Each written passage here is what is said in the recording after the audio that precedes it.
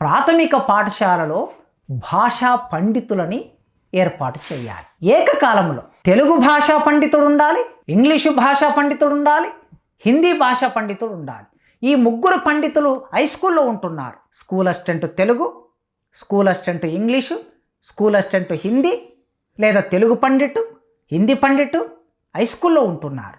కానీ ఉండవలసింది ఎక్కడంటే ప్రాథమిక స్థాయిలో ఉండాలి భాషలు నేర్పించడానికి. ఇది మొదటి.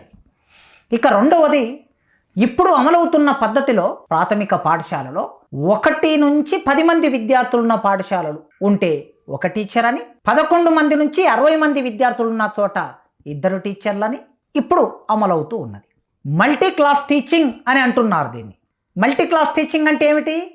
1వ తరగతి విద్యార్థుల్ని 2వ తరగతి విద్యార్థుల్ని ఒకే గదిలో కూర్చోబెట్టి పాఠం చెప్పడం, 3వ తరగతి విద్యార్థుల్ని 4వ తరగతి విద్యార్థుల్ని ఒకే గదిలో కూర్చొని పాఠం చెప్పడం. ఇదేం పద్ధతి అండి? ఇలా పాఠం చెప్తే బోధన ఎలా జరుగుతుంది?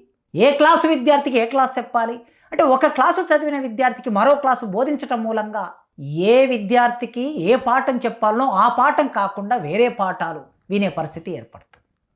ఇక మూడవది, తగిన క్లాస్ రూములు లేకపోవటం, తగిన టీచర్లు లేకపోవటం, తగిన క్లాస్ రూములు లేకపోవటం మూలంగా ఒకటే గదిలో మనం అప్పుడప్పుడు పేపర్లో చూస్తూ ఉంటాం.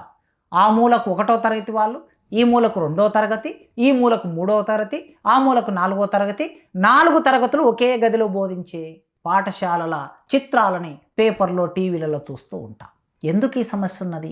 ఇక టీచర్ల బోధనకు సంబంధించిన నైపుణ్యాన్ని కూడా ప్రాథమిక పాఠశాలలో మనం అభివృద్ధి చెందిన చాలా దేశాలని పరిశీలించి చూస్తే, అమెరికా లాంటి దేశాలు ప్రాథమిక స్థాయిలో పనిచేసే ఉపాధ్యాయులకి ఎక్కువ జీతాలు ఉంటాయి, గౌరవం ఉంటుంది, వాళ్ళ ఎంపిక విధానం కూడా శాస్త్రీయంగా జరుగుతుంది. మన దగ్గర ఈ పద్ధతులు ఏవి పాటించటం లేదు. అందుకే ప్రాథమిక పాఠశాలలే విద్యకు ఫౌండేషన్ అనుకున్నప్పుడు సరిపోయినంత మంది, ప్రతి క్లాస్కి ఒక టీచర్ ఉండాలి.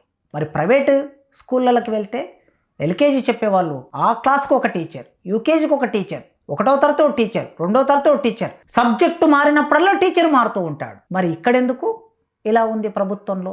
అందుకే పాఠశాలకి పంపించడానికి తల్లిదండ్రులు వెనక ముందు ఎందుకు ఆడుతున్నారు అంటే, ఇక్కడ టీచర్ల కొరత ఉంది గనక, పాఠాలు చెప్పే టీచర్లు సరిపోయినంత లేక